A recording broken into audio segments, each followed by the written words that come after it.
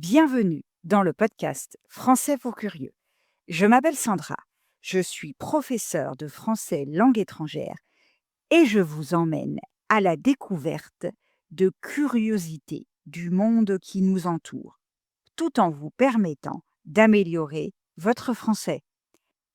Alors, prêt et prête pour ce voyage culturel et linguistique? Bonjour à toutes et à tous et bienvenue dans ce nouvel épisode de Français pour curieux. J'espère que vous allez bien et que vous êtes en pleine forme cette semaine.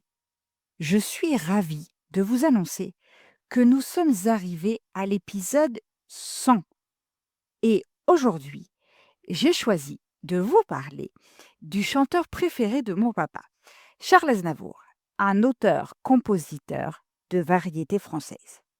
Avec une carrière qui a duré plus de 70 ans, il a marqué l'histoire de la musique par son talent, son émotion et sa capacité à toucher les cœurs du public à travers le monde.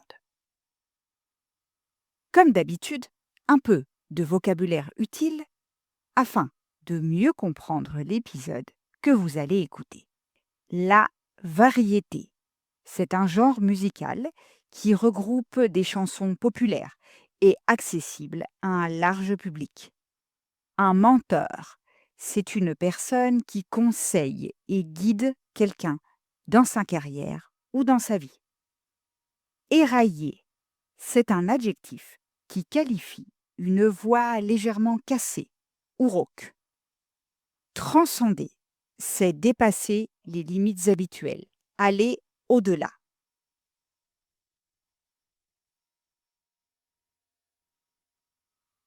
Entrons maintenant dans le vif du sujet. Charles Aznavour, de son vrai nom Charles Aznavourian, est né le 22 mai 1924 à Paris, dans une famille arménienne émigrée en France.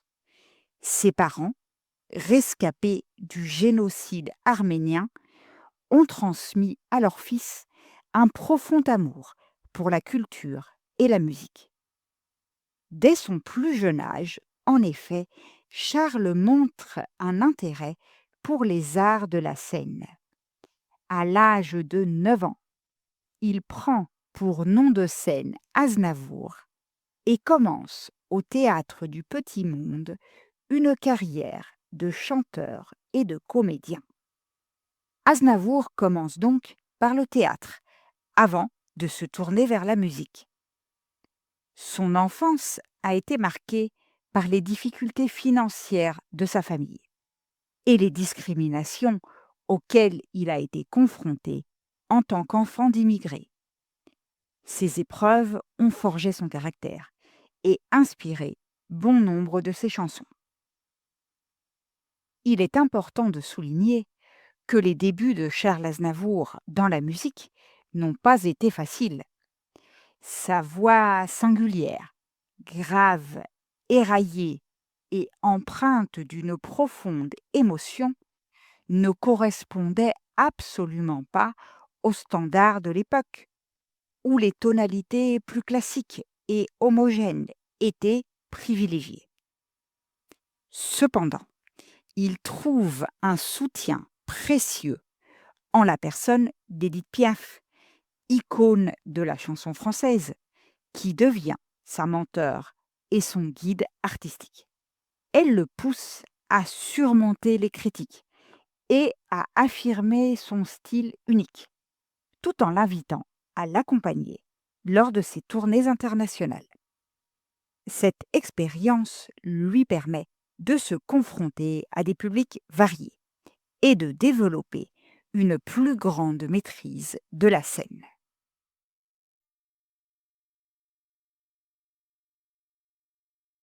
Dans les années 1950, avant de s'imposer comme interprète, Aznavour se fait d'abord un nom en tant qu'auteur-compositeur.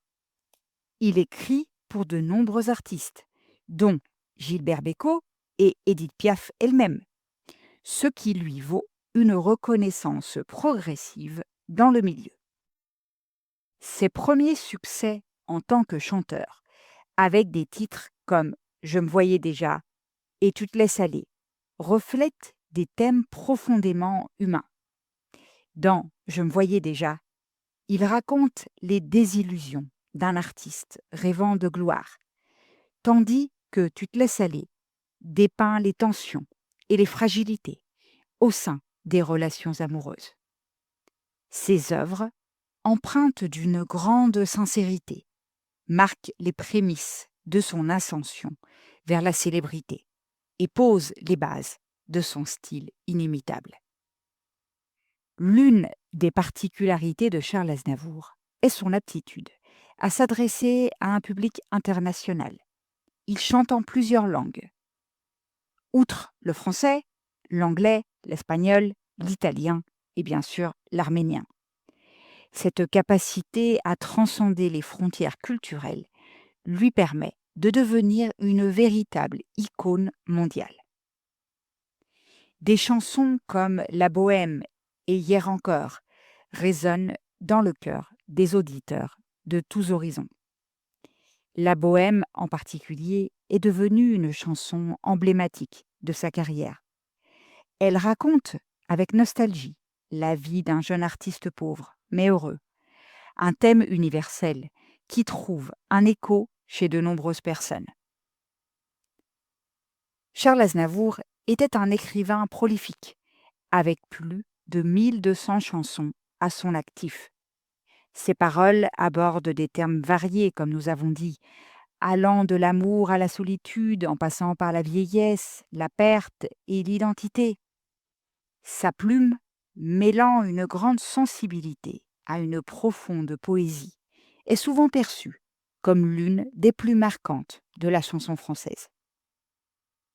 Ce qui distingue particulièrement Aznavour, c'est son audace à aborder des sujets délicats ou tabous pour son époque. Par exemple, sa chanson Comme ils disent, de 1972, traite de l'homosexualité avec une grande émotion et sans jugement, dépeignant la vie d'un homme confronté au regard et aux préjugés de la société. Dans un contexte où ces thèmes étaient rarement explorés dans la musique populaire, il a réussi à combiner une narration intime et une portée universelle.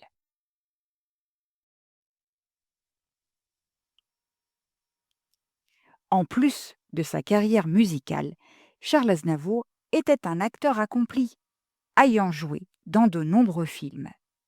Parmi ses rôles les plus notables, on peut citer son interprétation dans Tirer sur le pianiste de François Truffaut, qui a montré une autre facette de son talent. Il a également été un ambassadeur culturel et humanitaire. En 2009, il a été nommé ambassadeur de l'Arménie en Suisse et délégué permanent de l'Arménie à l'ONU. Son engagement envers la cause arménienne était profond et il a utilisé sa notoriété pour attirer l'attention sur les problèmes de son peuple. Charles Aznavour nous a quittés le 1er octobre 2018, à l'âge de 94 ans, laissant derrière lui un héritage artistique énorme. Ses chansons continuent d'être écoutées et appréciées par de nombreuses générations. Il reste une source d'inspiration pour les artistes et un symbole de la richesse culturelle française. Que ce soit par ses paroles poignantes, sa voix unique ou son engagement, Charles Aznavour incarne l'essence même de la chanson française. Et voilà, nous arrivons au terme de l'épisode d'aujourd'hui. J'espère que vous avez aimé ce que vous avez entendu. Si c'est le cas, je vous invite à laisser un message sur votre plateforme d'écoute préférée et à partager l'épisode autour de vous. On se retrouve la semaine prochaine pour partir à la découverte d'une nouvelle curiosité.